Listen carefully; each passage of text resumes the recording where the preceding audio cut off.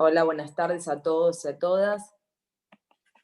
Mi nombre es Gisela Verónica Fernández, soy la presidenta del Instituto de Procesal Penal de la Asociación Civil de Abogados Unidos, y dentro de las jornadas nacionales Derecho Procesal Penal de este año 2022, en el día de hoy va a exponer el doctor Jerónimo Guerrero Iraola, quien es abogado egresado de la Universidad Nacional de La Plata.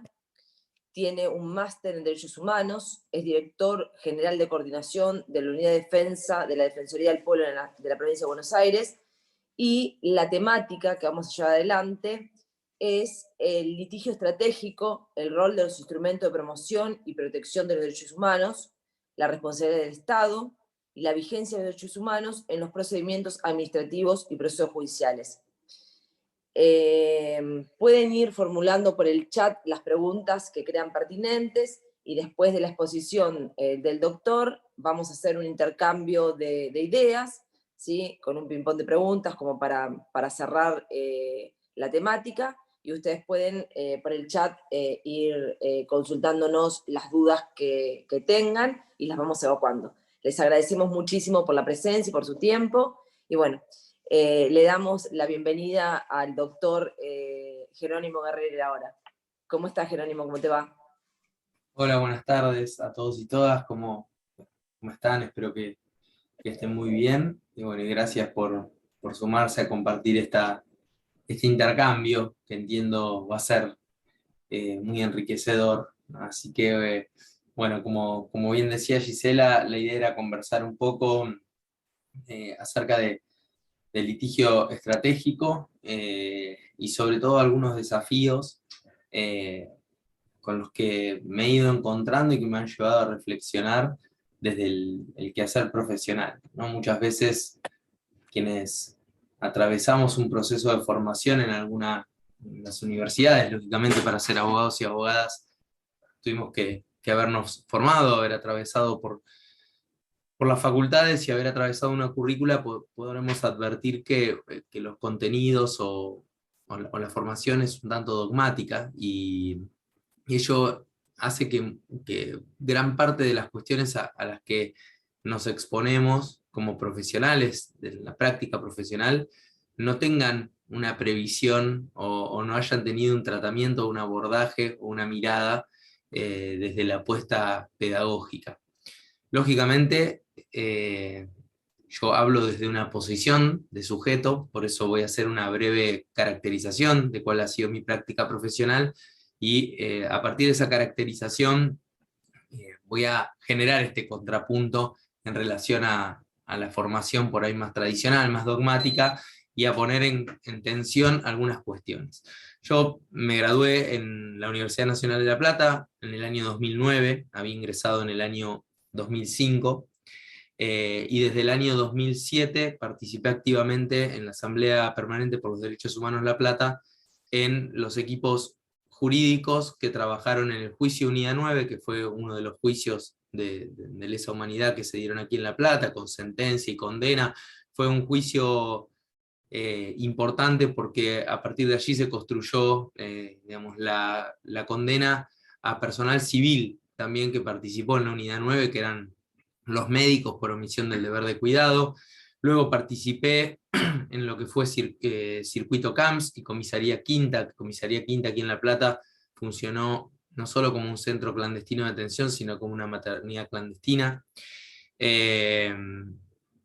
Y hacia el año 2011, ya graduado, me integré formalmente al equipo jurídico del Centro de Excombatientes Islas Malvinas La Plata, a quien sigo representando 11 años después, si las cuentas no me dan mal, en algunas causas que tramitan en la Justicia Federal de Río Grande, Tierra del Fuego, Antártida e Islas del Atlántico Sur.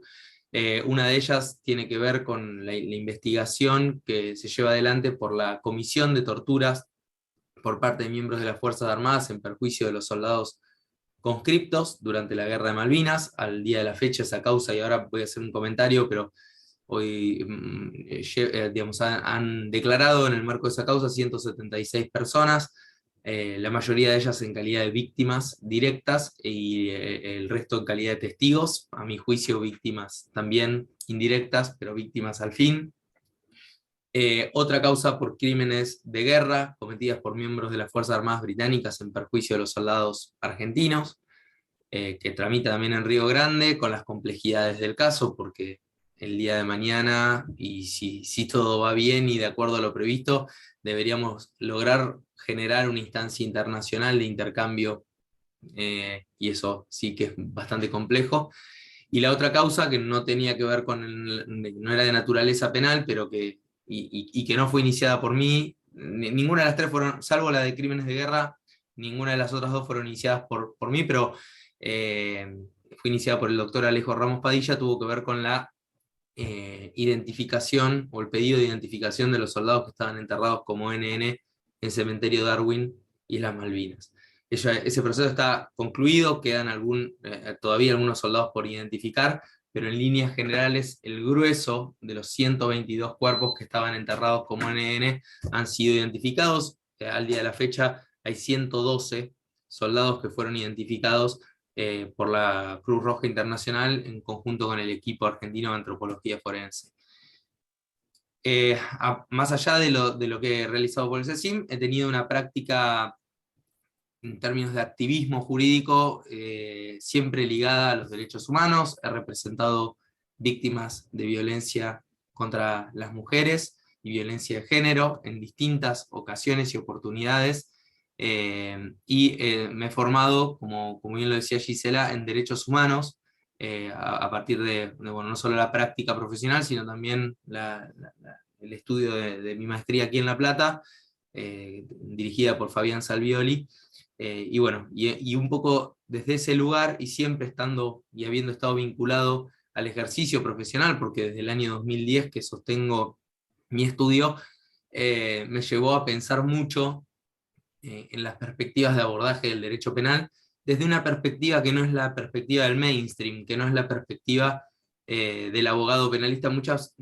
Lo cuento desde una anécdota por ahí un poco risueña, que es que cuando yo digo que hago derecho penal, todo el mundo hace como hacia atrás, ¿no? Y me mira, porque no coincido con el arquetipo del abogado penalista, si es que hay un arquetipo, ¿no? Podemos ponerlo en tensión, pero digo, generalmente hay una construcción social en torno a lo que es el abordaje del derecho penal, y siempre requieren algún tipo de explicación adicional, como bueno, ¿qué pasa con eso, ¿no? ¿Qué haces con eso?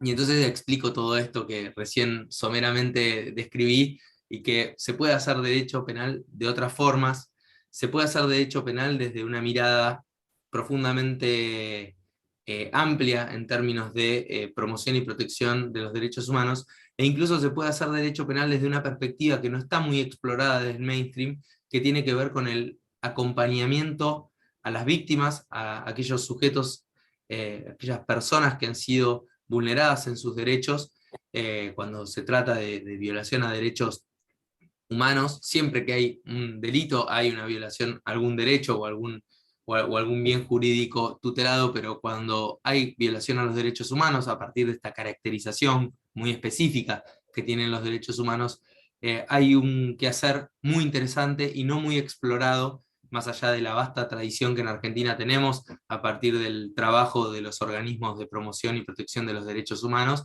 pero digo, no ha sido muy explorado, y sobre todo no hay demasiados ámbitos en los que podamos sentarnos a pensar. ¿Y qué es lo que hay que pensar?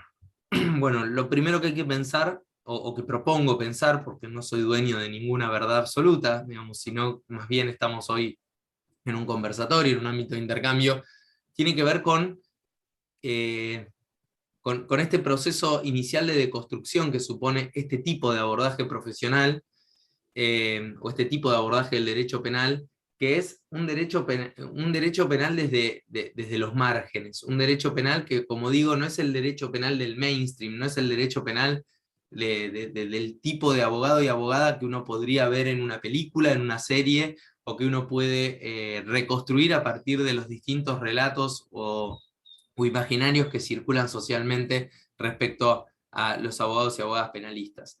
Es un derecho penal que siempre la mayoría de las veces suele ir de punto y no va de banca. Es un derecho penal que nos impone la tarea de ser muy creativos y creativas, porque generalmente, y en la mayoría de los casos en los que me ha tocado participar, y que me ha tocado ser abogado querellante, o particular damnificado, o patrocinante en alguna de estas causas, no hay una norma, no hay un instrumento que se adecue específicamente a la necesidad que tenemos.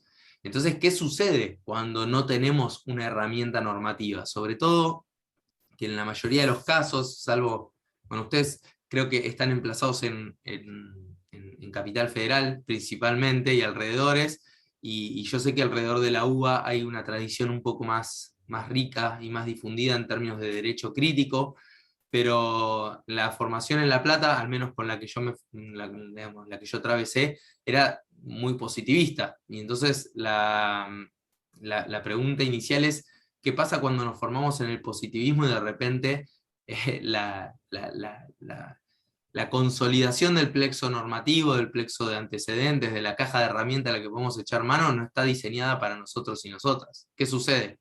¿Qué sucede cuando aquello que yo lo pensaba, o que me invitaron a pensarlo en términos de lógica proposicional, digamos, dado A debe ser B, una cosa un poco más esquemática, no aplica a, a la situación sobre la que tengo que intervenir, sobre la que tengo que trabajar?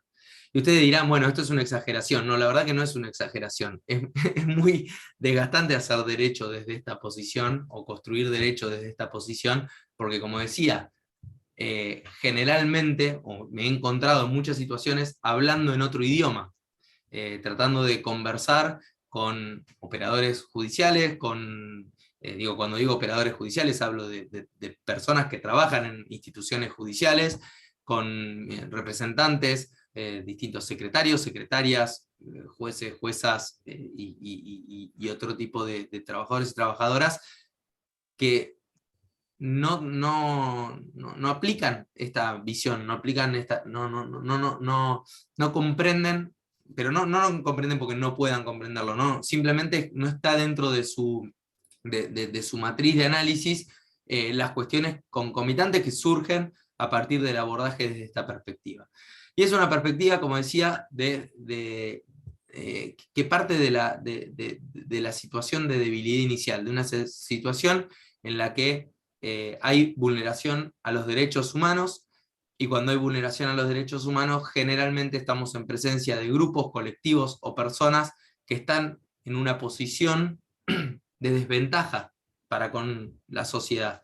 Y esto es obviamente lo que intentamos desde el ejercicio profesional, y hablo en plural porque somos varios colegas y varias colegas con quienes nos hemos encontrado en el camino.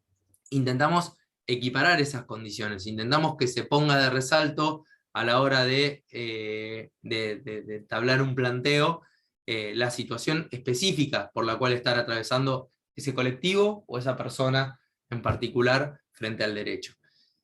Y ahí surge un poco esta idea del litigio estratégico.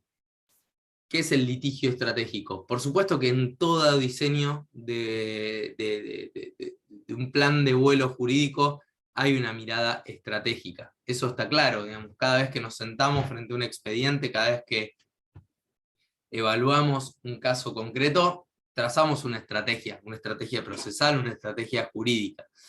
Pero el litigio estratégico, al menos como lo vemos quienes miramos el derecho desde este prisma, tiene más que ver con una lógica parecida a la de el aikido, ¿no? Cómo hacer jugar a nuestro favor las condiciones adversas, cómo hacer de esa desventaja inicial, de esa desventaja táctica, llamémosla inicial, una ventaja en el tiempo. Y esto parece un juego de palabras, pero no lo es. En el abordaje inicial, en la caracterización inicial de los casos, está gran parte de la potencia o la potencialidad del planteo jurídico. Me ha pasado muchas veces esto que les decía, de sentarnos a pensar un caso y decir, no hay de dónde agarrarse, Pero no hay de dónde agarrarse, no porque la persona carezca del reconocimiento del derecho, no es de dónde agarrarse porque la situación en sí misma no sea injusta, no hay de dónde agarrarse porque no hay, ¿vieron la construcción de Ariadna y el Minotauro, cuando Ariadna le da el ovillo para que pueda ingresar al laberinto, y él encuentra el primer, un pedacito de pared que sobresalía desde donde poder atar ese ovillo para justamente poder ir recorriendo el laberinto? Bueno, no está ni siquiera ese pedacito, esa rugosidad en la pared, desde donde atar el ovillo para sumergirnos en el abordaje judicial. Son muchos los casos de pueblos originarios, casos de mujeres que están siendo víctimas de algún tipo de violencia, casos, como en este caso, de soldados que han sido torturados y para los cuales no hay ni una previsión normativa, ni una previsión del derecho. Bueno, ¿qué pasa? ¿Cómo pensar el derecho? Nosotros sostenemos que hay en materia de litigio estratégico hay que tener en claro hay que tener en claro una cuestión que es central. Y ahora me meto en el abordaje de los derechos humanos más en forma específica, que tiene que ver con entender que la lucha por el derecho, cuando hablamos de la lucha por el derecho, como decía von Jhering, la lucha por el derecho, estamos hablando de una discusión previa. A mi juicio, y esto me hago cargo de lo que digo, cuando luchamos por el derecho estamos luchando antes por el lenguaje. Estamos luchando antes por el abordaje, por el tipo de caracterización de representaciones que surgen a partir de una palabra. Podemos tener una ley, pero si el juez o la jueza a la que le toca aplicar la ley entiende que uno de esos términos, de uno de los términos que compone la ley, está asociado a un montón de categorías de cadena de equivalencias, diría Ernesto Laclau, que van en contra o operan en contrario de las caracterizaciones que nosotros queremos sugerir o eventualmente imponer en el marco de un proceso, estamos perdidos. Y voy a poner un ejemplo concreto de esto que estoy diciendo. ¿Cuántos fallos aberrantes hemos visto en familia haciendo uso del interés superior del niño? Te dicen, no, este es el interés superior del niño, ¿no? Pero estás hablando del síndrome de alienación parental, que es una aberración jurídica y que implica revulneración de derechos de los niños que estuvieron sometidos, suponte, a una situación de abuso. O sea, no hay ninguna convención, no hay ninguna ley que te ampare. Y te dicen, no, pero el interés superior del niño está en que se revincule con el padre. Y no, claramente no está ahí. Me hago cargo de lo que digo, claramente no existe algo así como el síndrome de alienación parental, y claramente lo que estás haciendo es una aberración en términos de derecho. Pero digo, el sintagma, el vocablo, interés superior del niño está ahí, y estuvo ahí, malversado, bien utilizado o mal utilizado, pero estuvo ahí. Entonces, la lucha por el derecho para nosotros, para la hora de hablar de litigio estratégico, es la lucha por las palabras, la lucha por no solo la palabra en sí, sino la cadena de significados que se asocian a un término, la cadena de representaciones que una persona se traza, se forma en la cabeza a la hora de aplicar un determinado instituto del derecho. ¿Y dónde está entonces, si es la lucha por las palabras, dónde está el primer desafío que tenemos en términos de derecho de litigio estratégico? La primera batalla tiene que ver con el framing, con el encuadre. Muchas veces los casos, cuando se trabaja desde la promoción y protección de los derechos humanos, se juegan en el abordaje inicial. Yo siempre invito a nunca quedarnos con lo que la ley, la normativa local, la norma local, la más cercana que tenemos, dice, porque vuelta, estamos mirando el derecho desde este prisma y la mayoría de las veces, se los aseguro, seguramente ustedes tendrán experiencias que podrán ir en línea con esto que yo digo, nunca hay una ley hecha a medida para nosotros y nosotras. Siempre la ley es la ley de los otros. Y entonces lo más interesante es ver cómo encuadramos el caso, cómo podemos construir un encuadre que nos permita ampliar el foco, como si fuese aplicar un gran angular en fotografía que nos permita ampliar el espectro de intervención, empezar a pensar la intervención desde otro lugar.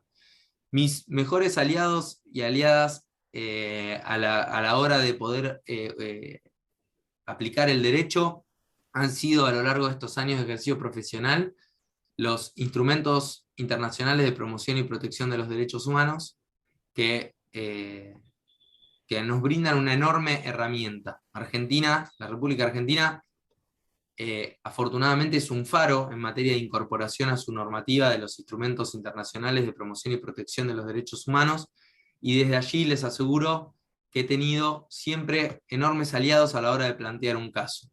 Entonces, para mí, todo ejercicio del derecho, y estamos hablando aquí puntualmente de procesal penal, como la invitación macro, pero yo invito siempre a pensar, siempre el primer abordaje de un caso tiene que darse desde, si se pretende aplicar esta mirada, ¿no? Desde lo supranacional, si es que hay algo así como una entidad supranacional, hacia la aplicación local.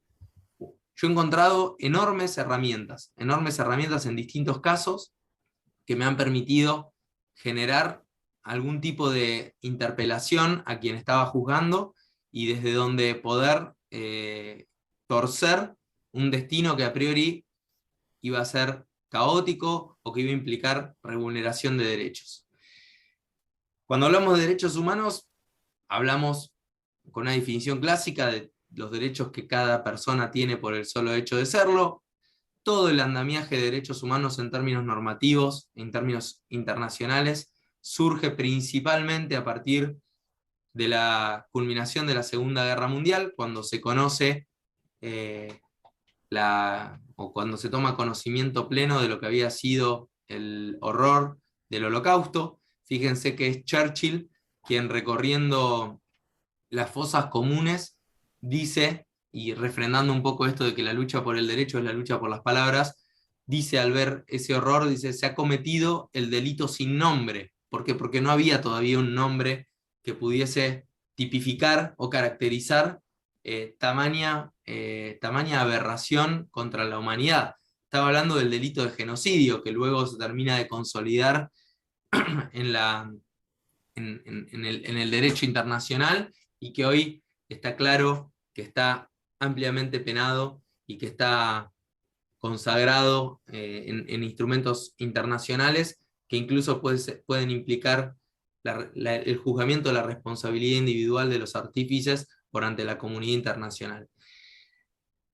El sistema se consolida y la verdad es que la República Argentina, como decía, no voy a hacer un raconto exhaustivo de todos los instrumentos, pero la República Argentina incorpora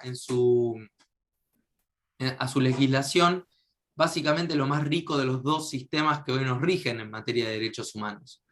Hoy nos rige el sistema universal de promoción y protección de los derechos humanos, que es el sistema que gira alrededor de la ONU, de la Organización de las Naciones Unidas, y que tiene una enorme cantidad de pactos. Están los pactos gemelos del 66, el Pacto Internacional de Derechos Civiles y Políticos, el Pacto Internacional de Derechos Económicos, Sociales y Culturales, pero hay otros. Está la Convención contra la Tortura, está la Convención sobre los Derechos del Niño y la Niña, está la Convención sobre los Derechos de la Persona con Discapacidad, está la Convención sobre los Derechos de las Personas Migrantes, bueno, y otros tantos que son instrumentos que hoy están en su mayoría incorporados a nuestra legislación. Eso es el sistema universal. Y por otro lado, tenemos el sistema interamericano de promoción y protección de los derechos humanos, que es el sistema que gira alrededor de la OEA, de la Organización de Estados Americanos, y que tiene dos grandes organismos que van a ser centrales en el desarrollo de este tipo de estrategias, que son la Comisión Interamericana de Derechos Humanos, que es un organismo de la Organización de Estados Americanos, está dentro de la Carta de la OEA, y la Corte Interamericana de Derechos Humanos, que es un órgano específico de tratado, es el órgano del Pacto de San José de Costa Rica, la Convención sobre Derechos Humanos, y es el órgano que va a velar expresamente por el cumplimiento de los términos de la Convención Americana sobre Derechos Humanos, con lo cual estos dos sistemas son los sistemas que nos rigen. Y ahí tenemos también pactos muy importantes, como el que decía recién, el Pacto de San José de Costa Rica, la Convención Americana sobre Derechos Humanos, pero también tenemos Belén do Pará, tenemos la Declaración Americana sobre Derechos y Deberes del Hombre, que también es muy importante porque fue en línea con lo que fue la Declaración Universal de Derechos Humanos del Sistema de Naciones Unidas. Todo eso nos conforma un enorme plexo normativo que yo aconsejo tener siempre muy fresco, porque es el punto inicial desde donde pensar el litigio estratégico. ¿Cuál es la lógica de razonamiento que yo vengo a proponer como una de tantas posibles? El hecho de que Argentina se haya incorporado o sea parte de estos dos sistemas de promoción y protección de los derechos humanos genera inmediatamente obligaciones en cabeza del Estado.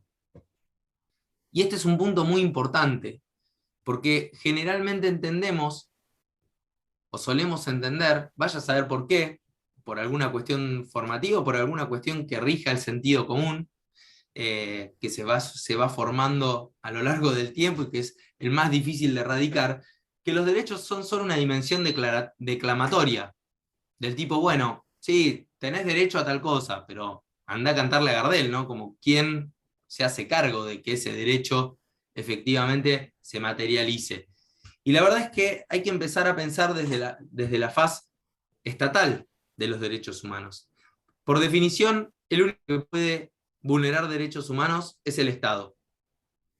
Es una definición básica y elemental. Están quienes sostienen, y yo lo sostengo, que hay empresas que también pueden violar derechos humanos. Empresas que, por ejemplo, generen ecocidio, que es una gran afrenta a determinados ecosistemas o biomas que pongan en riesgo no solo la subsistencia de la especie, sino el desarrollo futuro. Ahora, siempre el Estado va a tener una participación necesaria en la vulneración de derechos humanos. ¿Por qué? Porque el Estado puede vulnerar derechos por acción, omisión o aquiescencia. Y en todo caso, si hay una empresa que está cometiendo ecocidio, hay un deber que el Estado no está cumpliendo. Y ese deber que el Estado no está cumpliendo tiene que ver con, eventualmente, habilitarla o no habilitarla en qué términos, habilitarla bajo qué condiciones, bajo qué premisas, y sobre todo realizar los controles y estándares que nos den la pauta de que esa empresa está trabajando de acuerdo a los requerimientos que se le hicieron al momento de permitirle, de habilitarla a realizar determinada práctica. Y entonces ahí aparece un elemento central para pensar el litigio estratégico. Los estados son los que vulneran derechos humanos. ¿Por qué? Porque los estados, y el Estado argentino puntualmente, ha asumido la obligación ante la comunidad internacional de velar por el cumplimiento y el respeto de los derechos humanos. Y velar por el cumplimiento y el respeto no implica decir, bueno, no hago nada pero no vulnero derechos. No, los derechos humanos tienen una agenda que es profundamente programática. Hay que hacer acciones, hay que actuar de un determinado modo para que estas situaciones no sucedan. No es solo reconozco el derecho y entonces ya estoy cumpliendo, no. Porque uno de los elementos principales, entre tantos otros, sabemos que los derechos humanos son indivisibles e interdependientes. ¿Por qué? Porque no puedo hablar de derecho a la vida y derecho a la vivienda o derecho a la alimentación como derechos que se juegan en planos diferentes. Claramente, si no me alimento, muero. Entonces, no se puede hablar de garantía del derecho a la vida si no como. Si no como, no bebo agua de acuerdo a determinados estándares. No se puede hablar de derecho a la vida digna, si no tengo un techo y no tengo una vivienda digna, en los términos en los que el Comité de Derechos Económicos, Sociales y Culturales ha entendido que hay que tener la vivienda digna. Esa es la interdependencia. No se puede alterar el ejercicio concreto de un derecho sin alterar el sistema. Y el segundo elemento que es muy importante tiene que ver justamente con la progresividad de los derechos humanos. Y la progresividad implica ir siempre hacia adelante, es decir, garantizar más derechos y en mejores condiciones. Cualquier Estado que retraiga una situación específica o una condición específica de ejercicio de derechos está violando derechos humanos. Y esto va en casi todos los planos. Digo, si hay un sistema previsional que garantiza de una determinada manera y se va hacia atrás con el sistema previsional, hay retracción de derechos. Si el Estado garantiza la educación superior con acceso público gratuito y determinada calidad educativa, y eso dejara de estar, bueno, hay vulneración de derechos. Claro que hay vulneración de derechos porque hay retracción en las condiciones de ejercicio. Por eso es muy importante luchar por ver cuál es el estado actual de los derechos humanos para justamente ir siempre promoviendo la progresividad en el ejercicio de los derechos. Hay quienes hoy, estamos quienes hablamos, porque me hago cargo del derecho humano al presupuesto. Yo siempre digo, somos una máquina de pedir más presupuesto para las cosas, o para determinadas políticas públicas, pero nunca pedimos una rendición de cuentas clara respecto a cuáles son las condiciones de eficiencia de esa implementación presupuestaria. Voy a ponerlo en otros términos más claros. Si con 10 pesos puedo comprar 50 en vez de comprar 5, pero estoy comprando 5, y bueno, ahí hay un problema. Porque en verdad no es que necesito más presupuesto, necesito tornarlo más eficiente, poder comprar los 50 en vez de comprar los 5. Ya con eso estaría ampliando concreta y puntualmente las condiciones de ejercicio de los derechos humanos de un montón de personas. Entonces, para no irnos, volvemos al enfoque y al framing. Yo siempre recomiendo echar mano de los instrumentos internacionales. Hay de todo, lo que nos imaginemos. Cuando nos toque lidiar con una situación que nos genera algún problema, algún desafío, lo primero que recomiendo siempre es ir a los instrumentos internacionales. ¿Por qué? Porque cuando hablamos de una obligación estatal y cuando hablamos de un compromiso estatal por ante la comunidad internacional, estamos hablando de un compromiso pleno del Estado. Y cuando hablamos de un compromiso del Estado no estamos hablando solo del Ejecutivo. Esa es otra venda que debemos dejar caer, porque pareciera que el Estado es el Ejecutivo. Está claro que el Ejecutivo es quien representa al Estado por ante la comunidad internacional. Pero el Estado es el Poder Judicial también, y el Estado es el Poder Legislativo, y el Estado son los organismos públicos extrapoder que también lo componen. Entonces, cuando empezamos a entender la dinámica de funcionamiento de la estatalidad obligada al cumplimiento de los derechos humanos, empezamos a entender que ya hay un sistema de responsabilidades múltiples. Y cuando hay un sistema de responsabilidades múltiples, empieza a haber un horizonte para el planteo del litigio estratégico que es más amplio.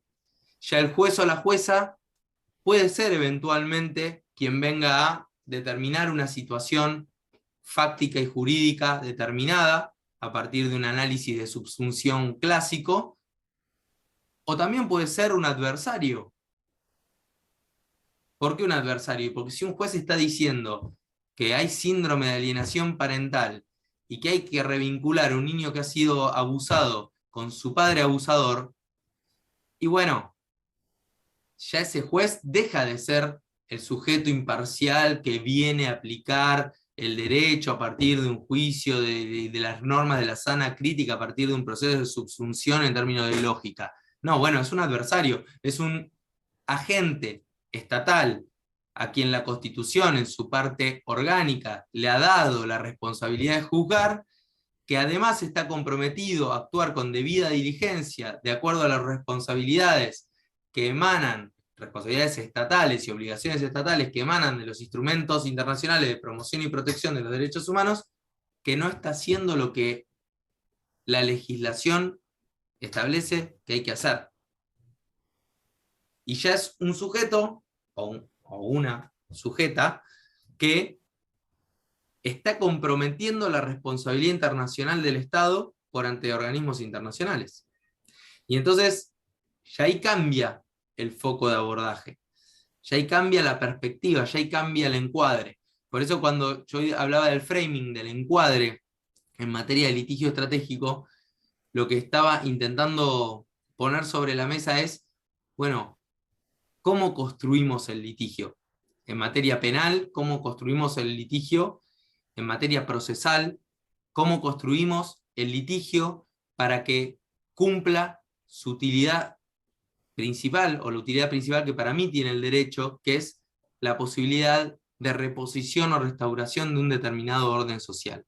Les voy a poner un ejemplo concreto de esto. El año pasado, en diciembre, luego de 4 años larguísimos, pude representar, voy a nombrarla con nombre y apellido porque ella me lo permite, porque es una activista hoy, Ana Laura González.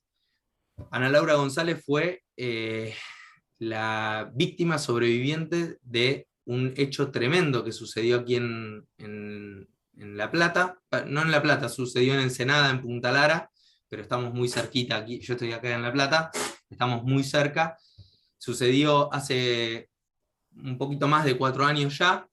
Ella estaba estudiando con una amiga y hacia la noche de un fin de semana estaba estudiando, cada una estudiando la carrera que estudiaba en ese momento, y un vecino ingresó hacia la medianoche y generó actos de violencia extremos y de letalidad extrema.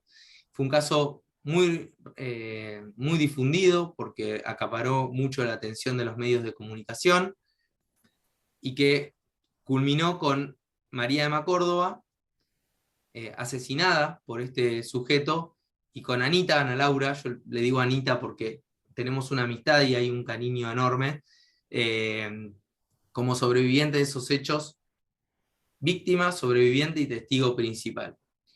Bueno, yo la pude acompañar, tuve la oportunidad de acompañarla jurídicamente a lo largo de esa peregrinación, que contó con varios momentos, digamos, pero uno de esos momentos tuvo que ver con la enorme dilación en el tiempo del proceso penal. Y ustedes no saben, o tal vez sí lo saben, pero cuando uno dialoga con una persona que ha atravesado esos niveles de letalidad y horror, lo que significa estar suspendido en el tiempo, en el no lugar de la reparación. ¿Por qué hay un no lugar? Porque ella me lo decía antes de la sustanciación del debate, me decía, estoy en un no lugar, no puedo comenzar el duelo, no puedo recomenzar mi vida, estoy anclada en ese momento, y me decía algo y me dijo algo que fue muy fuerte, que fue, estoy queriendo no olvidar nada de lo que sucedió para poder testificar. 4 años, un caso que estaba resuelto, yo les puedo asegurar, desde el minuto 0, porque la prueba era concluyente, porque él fue, gracias al reconocimiento que hizo Anita, fue aprendido casi unas horas después, pero casi, digamos, con carácter inmediato ha sucedido los episodios. ¿Y qué sucedió ahí? ¿Y cómo podemos graficar esto del litigio estratégico? A mí me tocó acompañarla, tuvimos varios momentos de tensión procesal para pensar el derecho penal desde este aspecto de tensión. Uno fue que cuando sucedieron los hechos, yo lo voy a contar en clave de anécdota porque es interesante, porque los abogados y abogadas también somos personas que hacemos cosas y nos van sucediendo también los desafíos profesionales en el medio de nuestra vida. Yo me había ido unos días a la costa con mi compañera, y recuerdo que me llama el tío de Anita y me dice, Jero, ¿estás viendo los medios? Bueno, primero me había ido a caminar y cuando vuelvo tenía muchísimas llamadas perdidas en el celular. Entonces los llamo pensando que había sucedido algo, porque yo los estaba representando en una causa también bastante compleja. Y él me dice, ¿viste lo que está pasando? No sabía de qué me hablaba, porque yo me estaba caminando por la playa, nada que ver. Le digo, no, la verdad que no. Bueno, mirá la tele, me dice, desesperado estaba.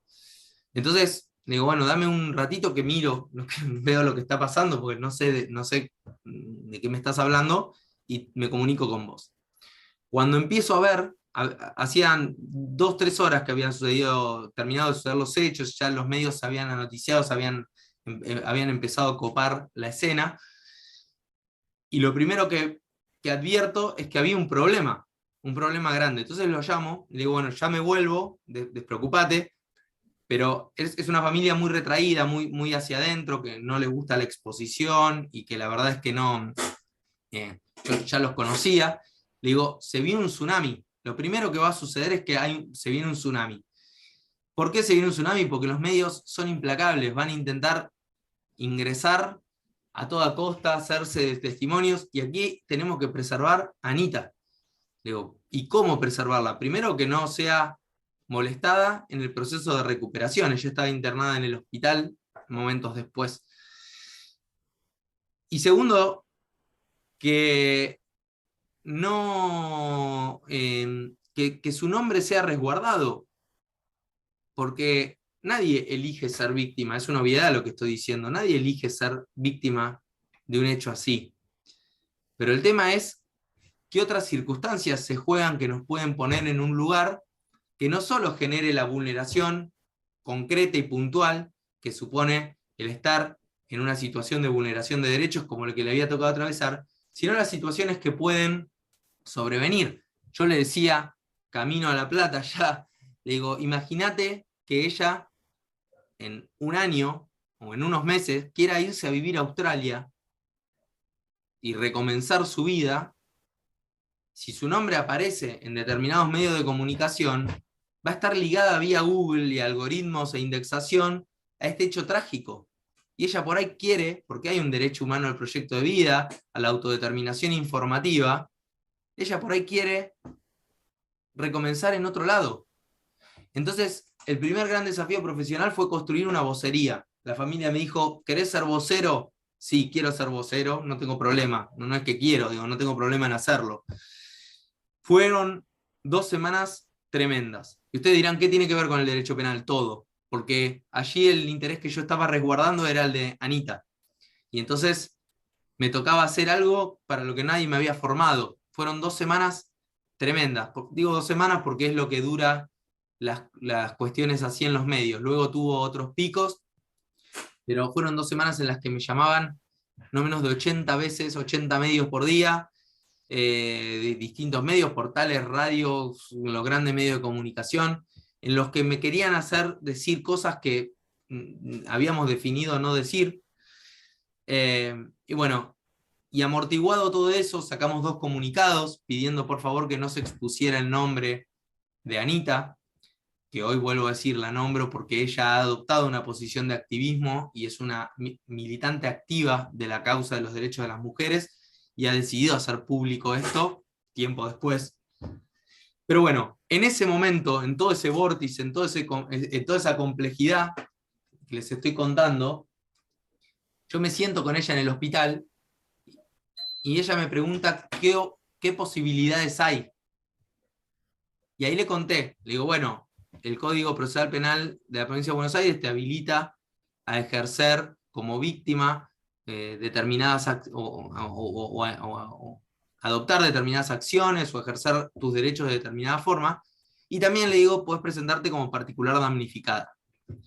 ¿Qué es particular damnificada? Me dijo, le expliqué lo que implicaba ser particular damnificada y me dijo, no estoy preparada ahora. Bueno, perfecto, le digo, Anita, no te hagas problema, porque eventualmente echaremos mano del artículo 83 del código y si hay que presentar algo o hacer una presentación, lo hacemos a partir de las facultades que a vos se te asignan como víctima de un proceso de esta naturaleza. Bueno, listo, perfecto. Ahí termina la conversación. Tiempo después sale la resolución con la elevación a juicio de la causa. Me notifican, la llamo y le digo, Anita, salió la notificación, la causa está elevada a juicio. Y me dice, Jero, ¿qué posibilidades hay de que nos presentemos como particulares damnificados? Había pasado 8 meses, 9 meses del hecho. Bueno, para el código ninguna. Ya estábamos listos, no había forma. Entonces le digo, mirá, Anita, la verdad es que no, el código no nos habilita, Y ahí fue algo re interesante que sucedió, que es que ella me dice, ¿y por qué no nos presentamos como particulares damnificados? Entonces, le traje a la memoria la conversación que habíamos tenido. Digo, ¿vos te acordás que estábamos sentados de esta forma en la cama del hospital y yo te planteé cuáles eran las cuestiones, las dos alternativas que vos tenías? Bueno, no lo recordaba. Obviamente estaba en estado de shock absoluto, producto de lo que le había sucedido. Y me dice, no, ahora que me lo decís, recuerdo algo, pero no tenía presente bien. Bueno, no te hagas problema, le dije, presentémonos. Total, el no ya está, el código ya nos sacó la posibilidad, pero veamos qué sucede si nos presentamos. Entonces hicimos una presentación en conjunto, la construimos juntos, en las que hablábamos de los tiempos de la víctima, en los tiempos del proceso interno, y que ninguna legislación puede someternos a una dinámica para la que no estamos preparados ni preparadas, porque nadie elige ser víctima. No es que hay una potestad que a mí me asignan a partir de una acción meramente racional de ver qué partido puedo sacar o qué rol puedo jugar en un proceso. En este caso, la vida te lleva puesto y el proceso interno de una persona es un proceso que a veces tiene otros tiempos. Y ella me dijo, cuando me sugiere ser particularmente damnificado, me dice, yo tengo la necesidad de estar ahí en el momento en que a él lo condenen y de ser parte de la acusación. Entonces no solo había un proceso de tramitación, de somatización individual de ese proceso, también había una forma de reparación que antes no estaba. Ella quería la reparación del proceso penal. Y ahí tenemos un primer gran planteo que hacernos en torno a nuestro derecho penal. ¿Nuestro derecho penal repara algo hoy como está previsto? ¿O desde la perspectiva romanista, ejercitoforme, como la llama Zaffaroni, lo que hace es confiscar a la víctima? Es decir, el Estado avanza de una forma y ¿qué repara? ¿Qué se repara? ¿Cuál es la situación a la que apuntamos cuando pensamos en el derecho penal desde esta perspectiva? Ella quería estar ahí. Y me dice, ni siquiera lo quiero por mí, lo quiero por mi amiga, es mi mejor amiga. Quiero estar ahí y ser parte artífice de la condena de este tipo. Y a mí se me quemaron los papeles. Yo hoy lo sigo diciendo y un poco se me quiebra la voz porque uno no está preparado desde una formación dogmática más ortodoxa para planteos que están fuera de la caja, esto de pensar fuera de la caja. Ahí me cayeron las fichas, claro. No solo es el tiempo que le demoró a ella tomar una decisión, es el rol que ella decidió asumir para con una reparación individual y sobre todo para una búsqueda de justicia en términos más sociales y colectivos. Bueno, lo planteamos, todo esto planteado, presentamos, nos miraban medio raro, había otros antecedentes, esto no fue muy novedoso, pero sí el Tribunal Oral Criminal 5 de La Plata jugó un partido bastante interesante y la verdad es que falló a favor. Obviamente la defensa del imputado se opuso. Nosotros sí pusimos un límite, que yo lo hablé con Anita en términos estratégicos, que fue que nos comprometimos a no objetar ninguna de la prueba que ya había sido recabada a lo largo de la investigación, que nosotros dábamos por conocida y por convalidada toda esa prueba recolectada a lo largo del IPP, como para no generar ningún planteo de nulidad sobreviniente, ni poner en tensión las garantías del imputado, porque se dan estos dilemas y estas paradojas. Cuando uno trabaja desde los derechos humanos y trabaja desde una perspectiva de promoción y protección de los derechos humanos, tampoco pretende vulnerar el plexo de garantías, que entendemos es una herramienta y una consagración estatal muy importante para todos y todas, más allá de que uno pueda tener una mirada sobre un sujeto específico, digamos. Las garantías funcionan para todos. Entonces, nos comprometimos a eso y avanzamos. Y luego llegó el juicio, que se dio hacia diciembre del año pasado. Fue un proceso muy fuerte, de varias jornadas de debate, mucha prueba. Y el desafío estaba en bueno, ya estaba, yo lo hablé con Anita, ¿no? Ya estamos acá, ¿qué hacemos? ¿Qué hacemos con la construcción del alegato? ¿Qué hacemos con la dimensión del planteo específico? Porque la fiscal, la doctora Langone, trabajó bárbaro, pero trabajó bárbaro, no hay peros, trabajó bárbaro, pero digo, trabajó bárbaro desde un enfoque más de derecho propio de la dogmática penal. Entonces, desgranó las figuras, desgranó los tipos, hizo una caracterización muy interesante, no solo de los hechos, sino de la adecuación del derecho en términos de aplicación de los tipos penales que eran aplicables a ese caso.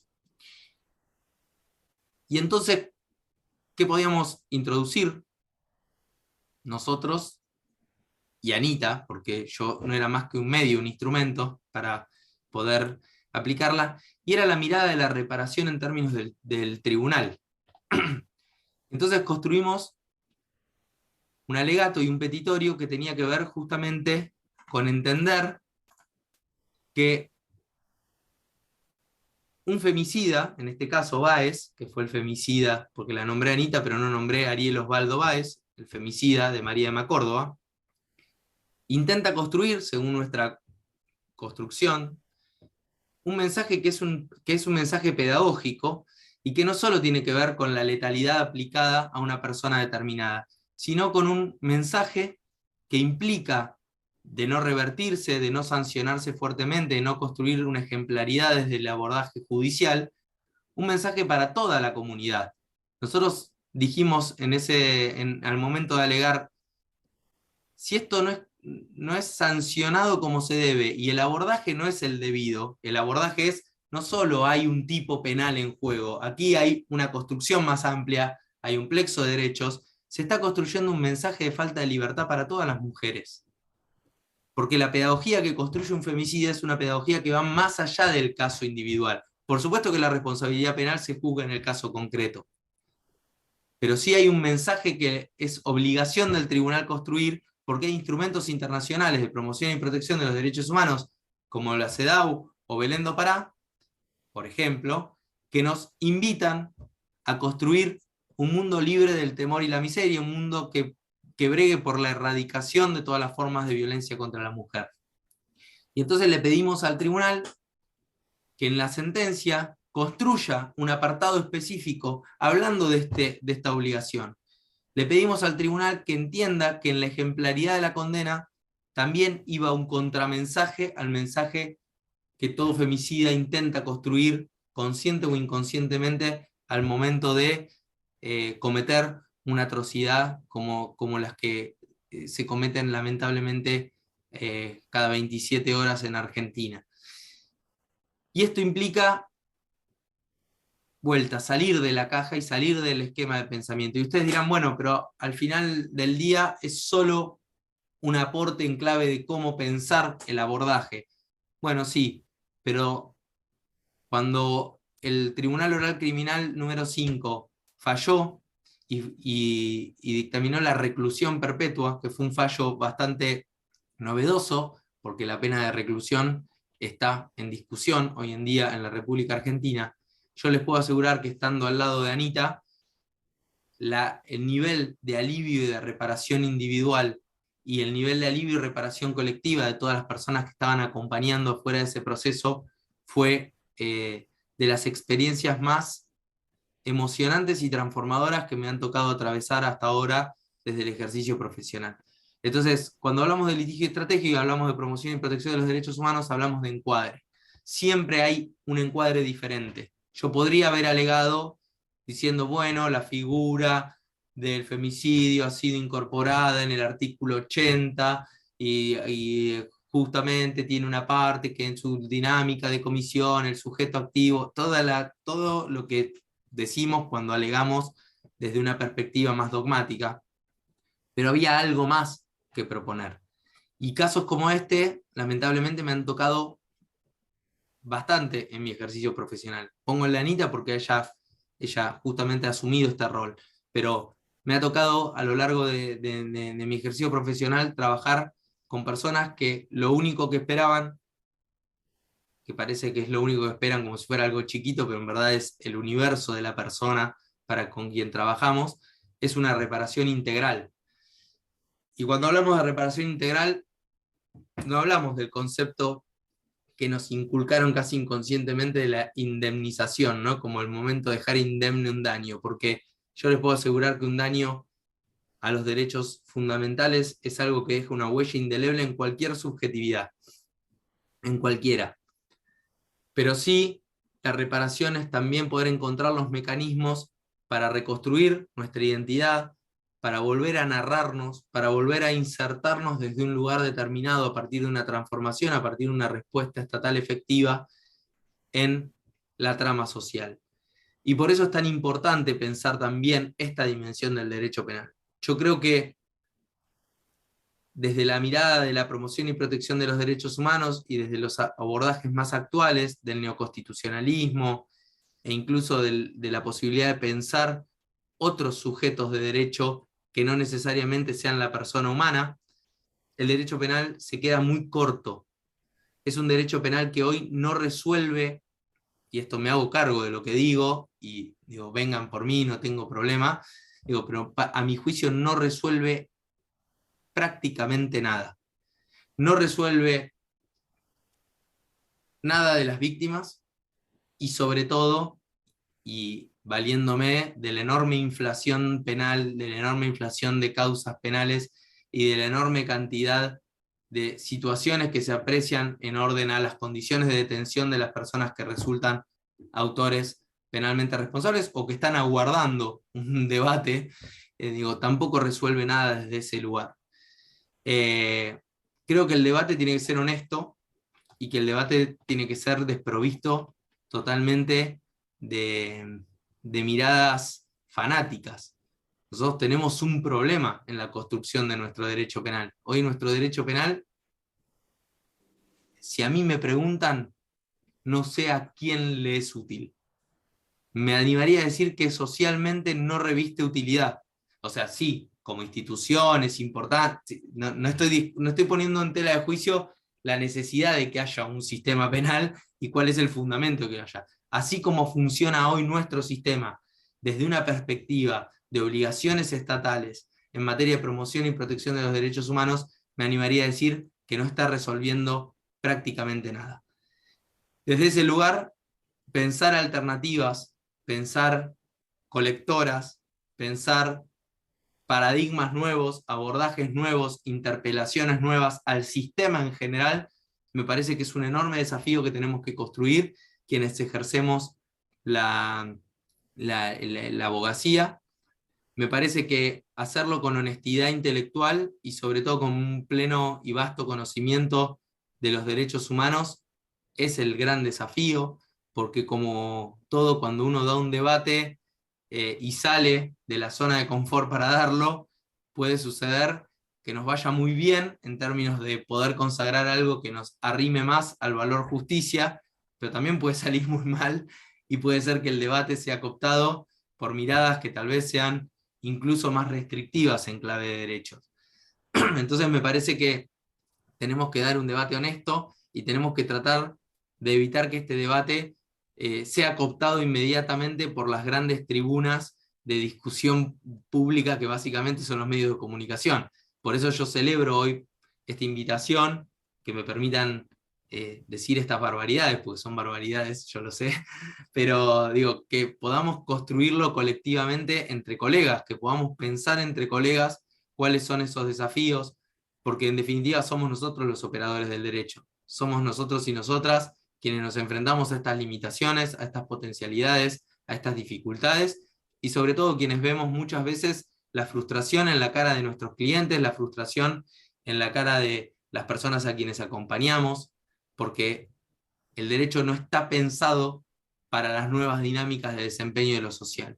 Yo creo que hoy estamos teniendo un modelo de derecho penal que no se condice con las nuevas lógicas de la estatalidad y sobre todo de la civilidad, del desempeño ciudadano, de la información que manejan los ciudadanos y de las nuevas formas de dirimir conflictos que muchas veces hay. No estoy hablando específicamente de delitos graves, que son el el mínimo porcentaje de los delitos que atraviesa una sociedad. Estoy hablando del grueso de los delitos que terminan muchas veces en el mismo lodo de una dinámica que, a mi juicio, hoy no resuelve nada y para la cual no hay previstos mecanismos que permitan ir en línea con la promoción y protección de los derechos humanos desde un sentido amplio de restauración de un determinado orden social. Yo con esto termino y dejo abierto al intercambio, que es lo que más me interesa. Bueno, tal cual concuerdo con vos en el sentido de que es importante en cuanto a la práctica penal fomentar soluciones creativas, ¿sí? Más en cuanto a la justicia de género y la igualdad de género. Es importante apoyar iniciativas encaminadas a una transformación social, ¿sí? Porque como bien lo dijiste, el derecho penal en definitiva no resuelve el trasfondo de la cuestión. Y lo vemos en las penas y lo vemos en cuando atrás de una pena lo que buscamos no es la pena en sí misma, sino que buscamos la reinserción social del individuo. Y esto no lo logramos, porque en un penal, en una unidad penitenciaria, más en las de las provincias, que son feudos, ¿sí? Donde no respetan la ley, donde no respetan el código, donde no respetan los plazos, hay una gran violación de derechos humanos, ¿sí? Entonces yo si condeno a una persona y en el plazo del cumplimiento de esa condena lo torturo, lo abuso, lo violo, lo silencio, no logro ningún fin. Entonces ahí coincido totalmente en que tenemos que abrir la cabeza a encaminarnos a otra mirada del derecho penal. Totalmente.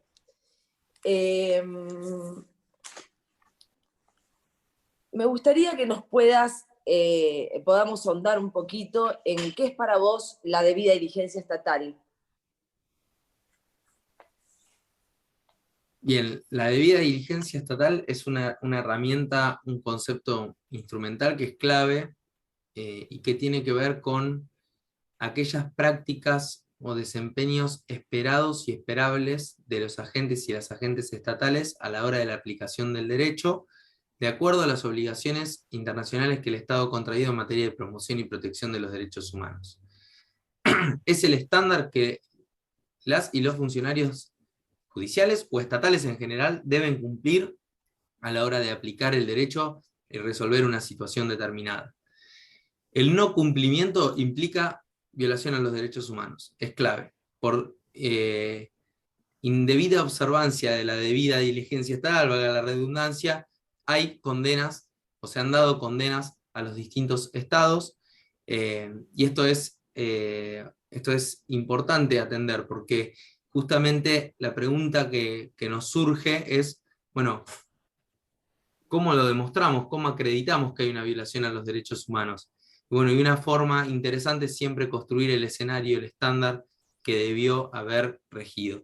Yo siempre pongo un caso como ejemplo, que fue el caso del MR, que fue un caso de aborto no punible, que fue el primer caso de reparación integral que se dio en la provincia de Buenos Aires, y que implicó un dictamen condenatorio o que consagró la responsabilidad estatal del Comité de Derechos Humanos de Naciones Unidas. El MR era una joven que tenía una discapacidad, que fue abusada sexualmente y que a partir de ese abuso quedó embarazada, y en ese momento ella estaba dentro de las previsiones del Código Penal en relación al aborto no punible. Se presentó en un hospital público de aquí de la ciudad de La Plata y la directora del hospital judicializó el caso. Esto atravesó todas las instancias judiciales. En primera instancia dijeron que no hacían lugar a la posibilidad de habilitar, entre comillas, el aborto. Cámara confirmó, y luego esto llega a la Corte y la Corte expresa en un fallo corto y que fue muy rápido, porque en 3 meses atravesó distintas instancias judiciales, expresó que no era necesario pedir autorización ni requerir autorización, sino que estaba contemplado en la norma y que había que practicarlo. ¿Qué sucedió? El MR, cuando llega al hospital con el fallo de la corte, ya era tarde, y entonces se negaron a practicar el aborto, porque ya había pasado el plazo. Obviamente terminó practicándose el aborto en una institución privada, y demandó al Estado por ante la comunidad internacional. Bueno, ¿qué es la debida diligencia aquí? Bueno, que una jueza de primera instancia, teniendo los estándares internacionales a la vista y una norma local que habilita una situación determinada, falle en contra, basada en convicciones personales que son válidas, son perfectamente válidas, cada quien puede sostener lo que quiera sobre una temática que sabemos que es que genera divergencia, como la temática de la interrupción voluntaria del embarazo, pero que teniendo esas situaciones y estando la persona, el sujeto, en este caso la sujeta, vulnerada en sus derechos, amparada por esa norma, que decida poner limitaciones adicionales, bueno, claramente es un obrar impropio y un obrar que no ingresa dentro de las estipulaciones de debida diligencia estatal en relación a las actitudes y acciones esperadas y esperables por una jueza en este caso, o por cualquier juez a quien le tocase entender de este tema. Pero aún así, también la directora de un hospital público que judicializa un caso que está previsto en la norma y que implica un menoscabo a la salud de la persona abusada, y que además tiene en sus manos una herramienta normativa para poder avanzar con ese tipo de acción, obra también como funcionaria, como agente del Estado, en forma indebida. Con lo cual la debida diligencia estatal es un concepto clave, es un concepto instrumental que nos puede permitir en muchos casos avanzar hacia la consagración de los derechos o eventualmente requerir la declaración de responsabilidad en los casos en que así no sucediera. ¿Puedo aprovechar para hacer una preguntita? Sí, claro. ¿Cómo va? Muy interesante, la verdad, el punto de vista de lo que se conversó. Yo puntualmente soy empleado judicial, así que tengo una mirada y coincido en muchísimas cosas, la verdad, de lo que se ha dicho. Tanto de que tenemos un sistema penal bastante que no satisface muchas veces a ninguna de las partes y que la pena en sí, la condena, está lejos de lo que idealmente querríamos que fuera. Pasa a ser más un castigo. También desde el punto de vista de las víctimas y de los condenados, por así decirlo. No nos satisface a ninguno de los dos y eso hace también a la expectativa quizá que tiene la sociedad. Me gusta a veces hacer la analogía de que es como un barco que se hunde y en vez de arreglar los parches, compramos más baldes para sacar el agua.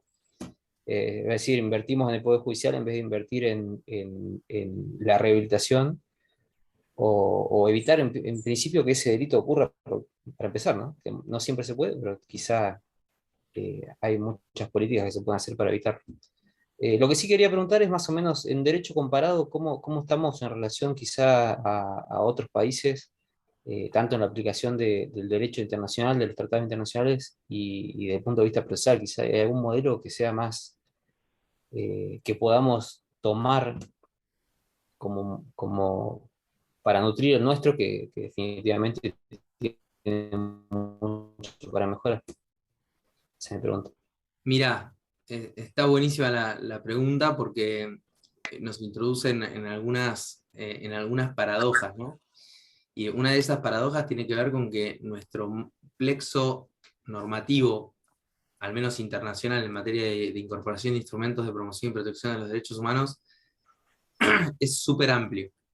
Y entonces, más allá de que tal vez lo que esté faltando no sea tanto una reconfiguración, digamos, del plexo de los marcos normativos de desempeño, sino lo que se conoce como la última milla, ¿no? Los diseños institucionales y las últimas millas de bajada, los derechos procedimentales, las dinámicas de desempeño procedimental.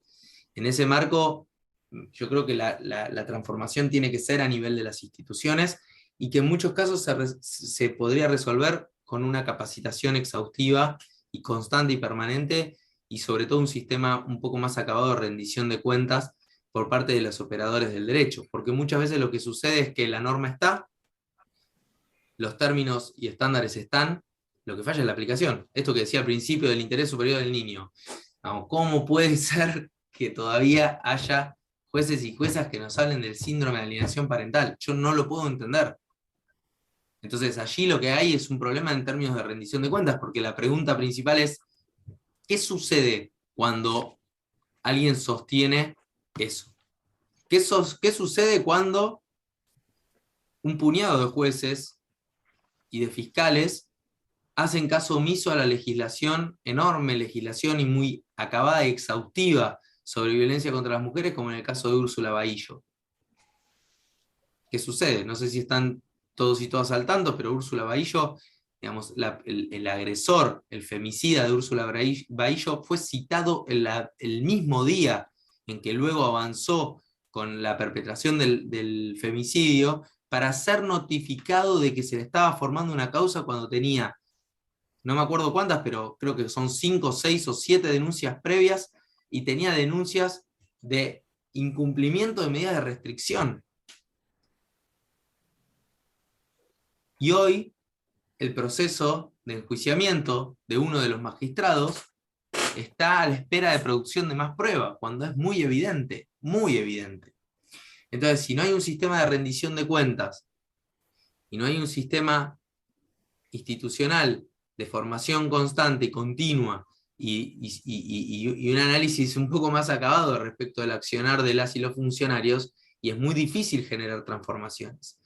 Y por otro lado, yo creo que los sistemas penales que están más orientados al modelo, a los modelos germánicos de restitución del orden, son un poquito más eficientes en términos de resolución de conflictos. Yo creo que nuestro modelo penal, hablando de derecho penal específicamente, es un modelo confiscatorio de la víctima. Entonces, al sustraer a la víctima del proceso, en verdad no hay una reposición del orden social. Yo lo voy a graficar con un ejemplo muy, muy corto que me sucedió, que es casi como es franchelesco. ¿Vieron Franchella en el secreto de sus ojos?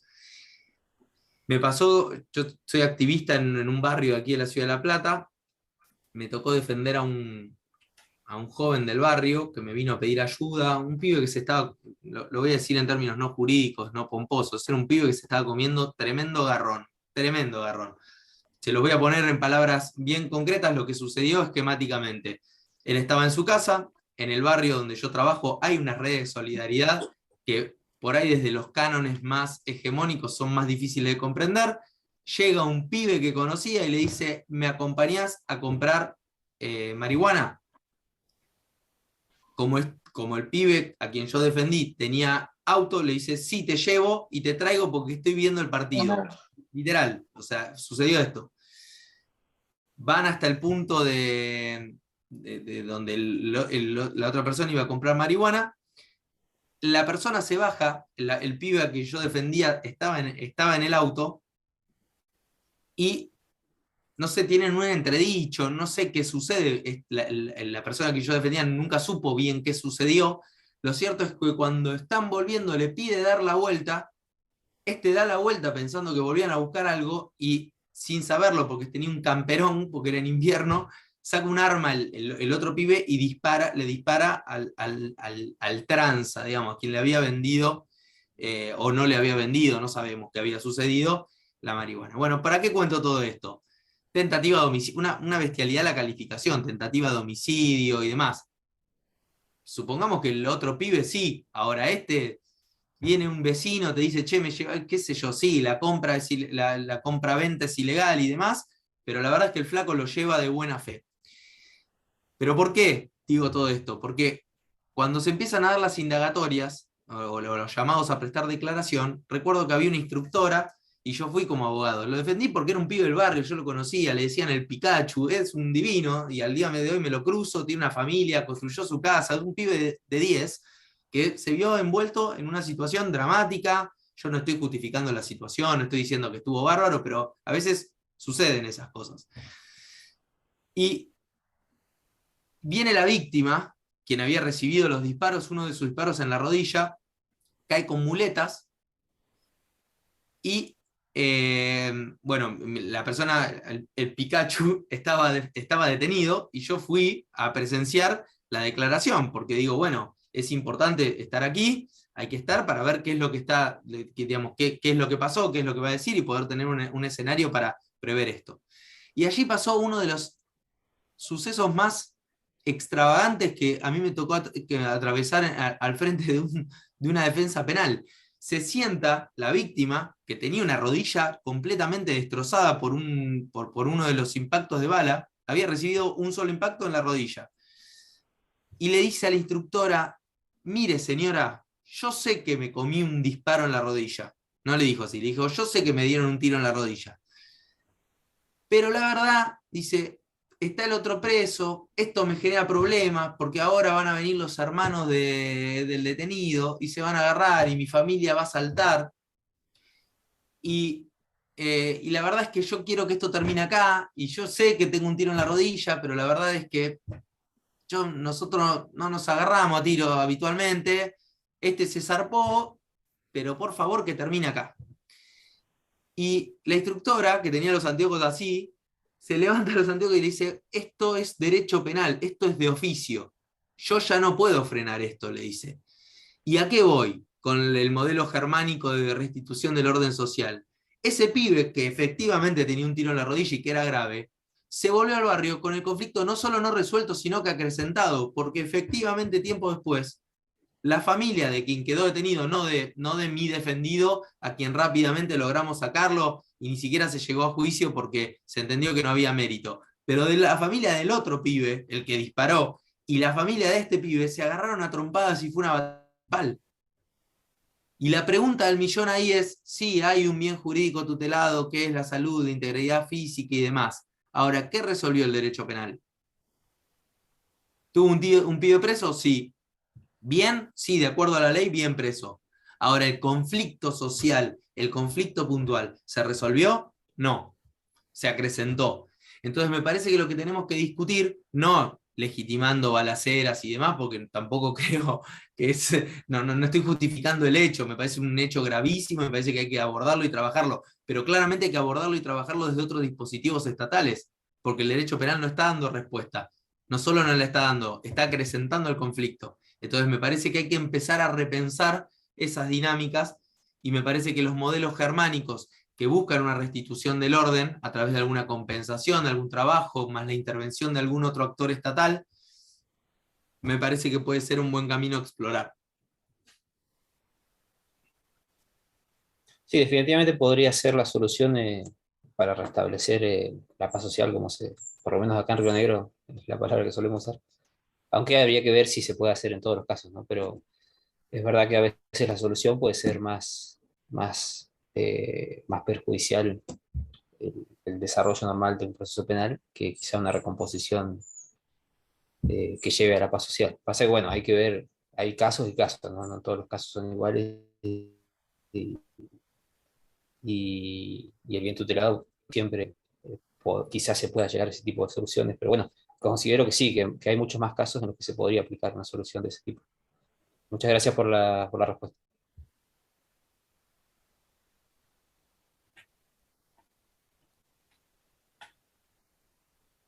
Hola, hola.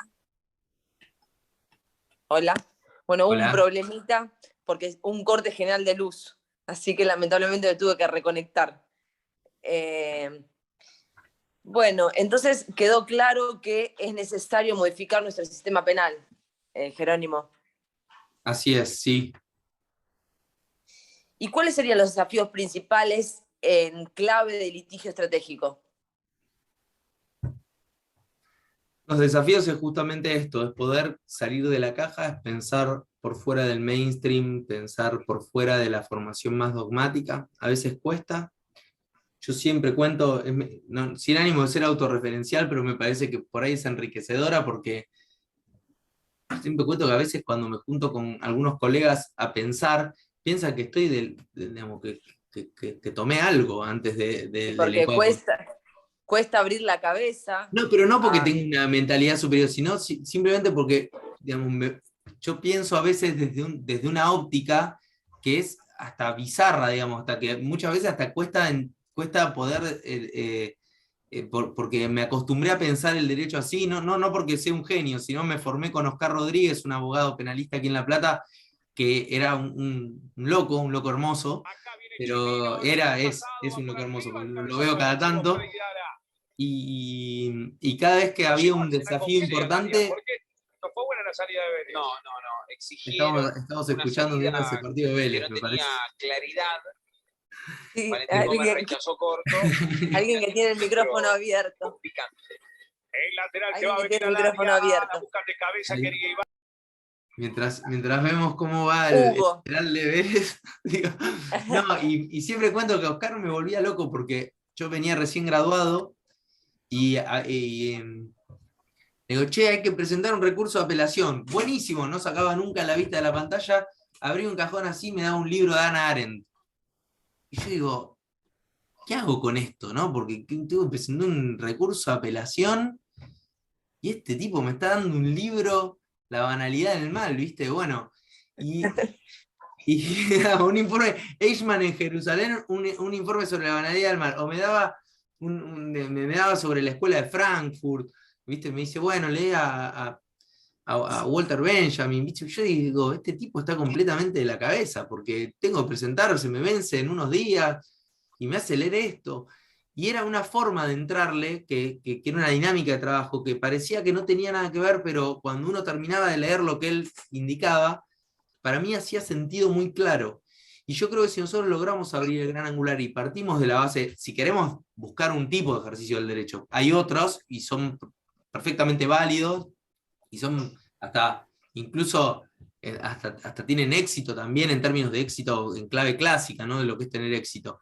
Pero digo, muchas veces, si uno logra abrir y partir de la base de que hay una responsabilidad de las y los funcionarios, de que hay otra forma de interpelar al sistema, incluso valiéndonos de las herramientas que tenemos a mano, hay formas de construirlo. Entonces, el desafío principal es animarse a hacer planteos que a priori parecen que están fuera de lugar. Animarse a dar encuadres, qué sé yo, un caso concreto que me sucedió, una mujer policía de aquí de La Plata, que había mantenido relaciones con su entonces pareja, eran ambos policías, ella policía local, él policía de la provincia de Buenos Aires, y el tipo, en una suerte de pornovenganza, se separan, difunde el video, que era en su casa, era en un momento en que estaban fuera de servicio, y a ella la desafectan preventivamente por mancillar el buen nombre de la fuerza, y al tipo lo ascienden en paralelo. Bueno, digamos, nosotros planteamos desde el vamos, con el equipo jurídico que trabajamos el caso, un caso de violencia clara de género, digamos, más allá de la normativa de la ISA y de la ley de policía. Digo, si uno se queda con la ley, el decreto, la reglamentación, seguramente no va a haber herramientas. Y ese fallo se ganó pensando por fuera de la norma. Yo hablaba con el auditor de asuntos internos, y con lo que me costó hablar, pero porque costó mucho en un ámbito endogámico, en un ámbito que trabaja con mucho oscurantismo en relación a sus procedimientos y a su lógica de desempeño, y me decía, no, pero la norma no te ampara. Bueno, a mí no me interesa, porque vos como funcionario público, más allá de este reglamento, no lo podés anteponer a la CEDAW, no lo podés anteponer a la Constitución Nacional. O sea, pues si no estamos, yo no soy positivista, no creo en la pirámide jurídica de Kelsen, pero digo, cuando conviene hay que echar mano, le digo, incluso, ¿desde qué lugar me estás hablando? Le digo, porque es una práctica discriminatoria, el tipo lo ascendió, claro, y a ella la están castigando, y además, aunque a él no lo hayan ascendido, no le podés dar un castigo a una persona que mantiene en el fuero interno relaciones sexuales, y si quiere filmarse con su pareja en un libre consentimiento, en todo caso el tipo es el que sin consentimiento de la otra parte difunde claro, un material. Entonces, este tipo de abordaje que ustedes dirán, bueno, pero es muy burdo. No, les puedo asegurar que pasa todos los días. A mí me escriben personas todos los días de distintos puntos del país que tienen situaciones parecidas, con distintos derechos en juego. y que uno puede decir, pero es absurdo que le estén diciendo esto. Y no, y pasa. Entonces, hay que poder pensar con estas herramientas, me parece que es interesante a la hora de promover determinados cambios. O sea, flexibilizar las normas procesales. Flexibilizar nuestros esquemas mentales, diría, y luego ir por la flexibilización de las normas procesales. ¿Y el litigio estratégico puede ser un motor para la justicia de género? ¿Qué pensás? Lo es. Las grandes transformaciones que se han dado en los últimos tiempos han tenido que ver con el litigio estratégico y han tenido que ver con el activismo. Esto es claro, no viene nunca desde las instituciones. De hecho, vuelvo a decir, Úrsula Bahillo fue con todo el plexo normativo forjado, digamos, con un supuesto accionar o accionar esperable de las instituciones de acuerdo a la normativa vigente, y sin embargo no sucedió. Y el resultado fue letal. Hoy Úrsula fue asesinada, digo, entonces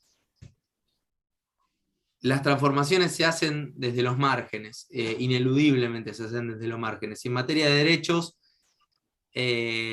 piensen siempre desde esta lógica. Si es necesario consagrar en instrumentos los derechos, algo esa situación nos está diciendo, que hay un punto de partida que es desventajoso, porque nadie reconoce los derechos de quien está en una posición dominante. Nadie reconoce el derecho de quien no necesita el reconocimiento del derecho. Cuando hablamos de instrumentos de protección específica de derechos humanos, estamos asumiendo tácita o implícitamente que hay sujetos o colectivos que requieren una protección específica porque sus derechos están siendo vulnerados todos los días, todo el tiempo. Entonces, para la justicia de género, para la no discriminación, para los colectivos migrantes, para, digamos, las poblaciones de escasos recursos, poder pensar en litigio estratégico es clave. Poder pensar en el encuadre, poder pensar qué pedirle al Estado y cómo pedirle al Estado lo que le vamos a pedir es clave.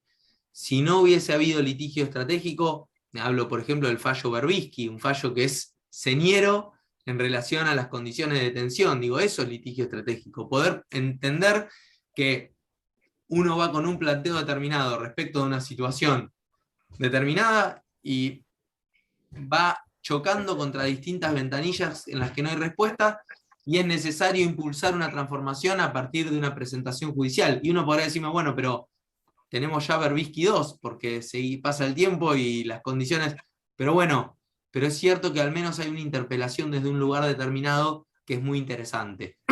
El CELS, como organismo, y algunas otras organizaciones nos han enseñado mucho en Argentina.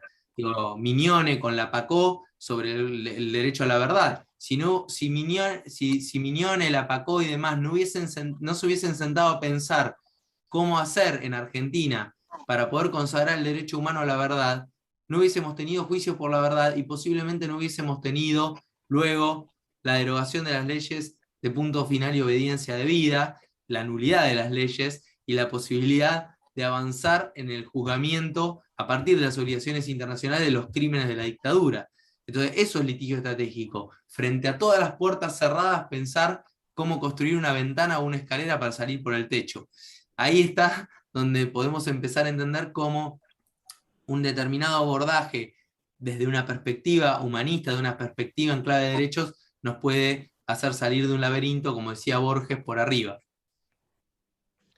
Y entonces, en lo que respecta al fuero penal, ¿cómo crees que se pueden introducir nuevas dimensiones que hagan al objeto del proceso en el fuero penal? Primero es entendiendo que hay ahora normativa respecto a las víctimas, el rol de las víctimas, pero sobre todo empezando a pensar en qué es la reparación integral en materia de derechos y a qué se apunta con la reparación integral. Me parece que hay que incorporar la mirada de la reparación, y la mirada de la reparación integral, en clave de derechos humanos, viene de la mano de la tradición construida en los organismos internacionales de promoción y protección de los derechos humanos. Con lo cual habría que tomar esa experiencia y empezar a aplicarla también a nuestro derecho para que el derecho funcione como un instrumento de catalización y de pacificación social. Porque la verdad es que, como decía, hoy el derecho no está resolviendo muchas de las situaciones que se nos presentan. Bueno, no sé si alguno de los chicos quiere hacer alguna pregunta, de los participantes, de los que nos están escuchando. No sé si querés agregar algo más, Jerónimo, en cuanto a... Por mí estoy bien, gracias. No sé si alguno quiere agregar algo más. Si no, bueno, si no, damos por concluida la charla, ¿sí? Te agradecemos, Jerónimo, de corazón, ¿sí? Por tu tiempo, por tu experiencia y por, bueno, y por esto nuevo, porque la verdad que es algo nuevo, de poder invitarnos a abrir la cabeza, ¿sí? En generar una nueva forma y una nueva mirada con respecto al derecho en general, ¿sí? Así que bueno, te Gracias, gracias agradecemos por el muchísimo. tiempo y quedo a entera disposición para lo que sea en adelante.